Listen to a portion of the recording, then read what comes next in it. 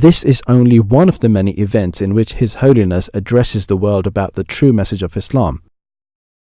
In this day and age, it is only Hazrat Mirza Masroor Ahmad, the supreme head of the Ahmadiyya Muslim Jamaat, who is delivering this service of defending Islam. But his efforts were taken to new heights as the world witnessed a horrific side of so-called Islam. The year 2014 brought along another important turning point in history when so-called Islamists once again tarnished Islam. Islam was once again branded as a religion of terrorism and violence. But it was the head of the Ahmadiyya Muslim Jamaat, once again, who took up the painstaking task of showing the true beauties of Islam.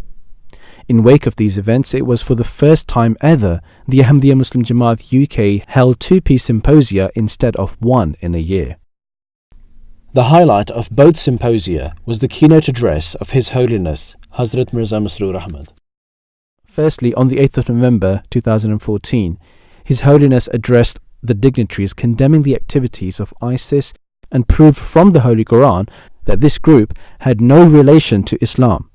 His Holiness proved that Islam was in fact a religion of peace. Over the past year, one particular group has viciously spread its network of terror and has become a cause of major concern for the world. I am speaking of the group of extremists commonly known as ISIS or IS.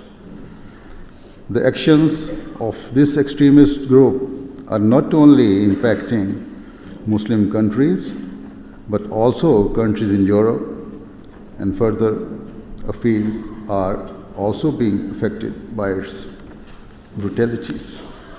The fact that all of this is being done in the name of Islam sincerely grieves and pains all true and peace-loving Muslims, because such brutal and inhumane ideologies have nothing to do with the religion whatsoever.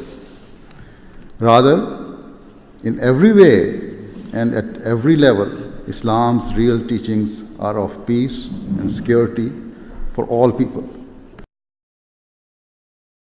The second of these conferences was held in March 2015. His Holiness urged the Western powers and influential people to adopt justice and to recognize their responsibilities.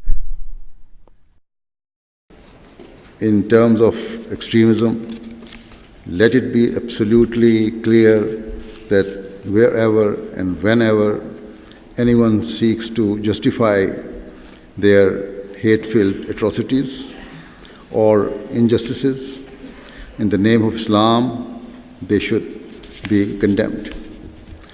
Let it also be very clear that such acts have no relation whatsoever to the true and peaceful teachings of Islam. There is no doubt that major powers and certain political and religious leaders are motivated by greed and their vested interests.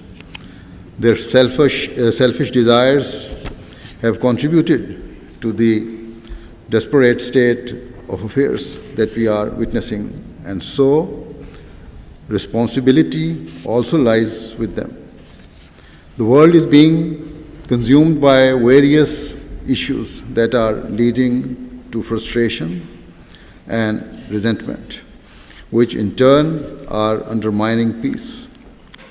Seated before me are various politicians, influential figures, and well-educated people, and so I wish to reiterate that you should all try your level best to influence your governments and leaders positively towards establishing justice and honesty at all levels. These are the keys to solving the many international and domestic crises of our time.